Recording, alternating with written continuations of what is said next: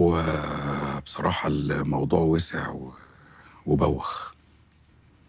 يعني أنا عارف إن إحنا بنخالف القانون، أو يعني مش بنخالف، يعني إحنا بنحاول ناخد حقنا من ناس مجرمين أصلا يعني.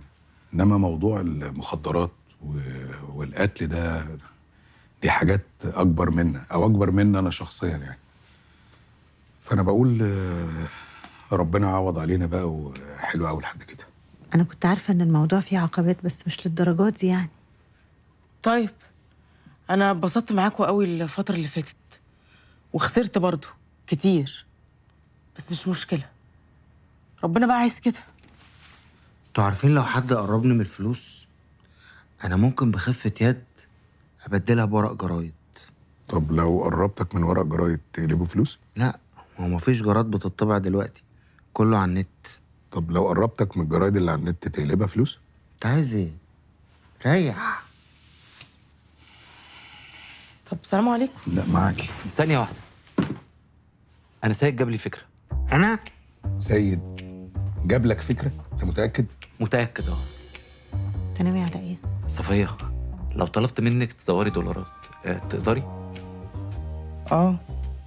بس مش قوي. مش مهم، يعني يبقى شكلهم دولارات وخلاص، يعني حتى لو ركزنا في شوية وعملناهم على الوش والباقي ورق أبيض. زي الأفلام والمسلسلات كده يعني؟ زي الأفلام والمسلسلات كده. وأنت أوحيت له بإيه؟ انا ملهم.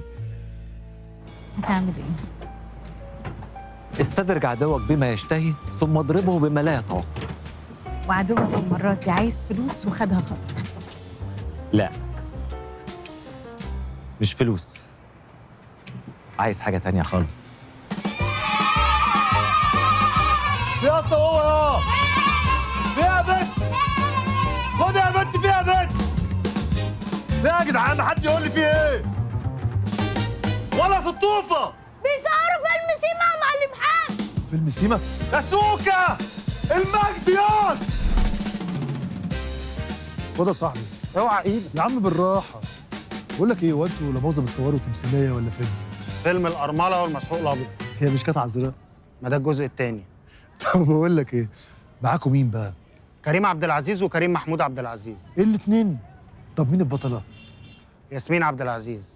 ده شارع عبد العزيز كله. طب بقول لك ايه، مش عايزين معاكم ممثلين؟ يلا. لا للأسف. ايه ده؟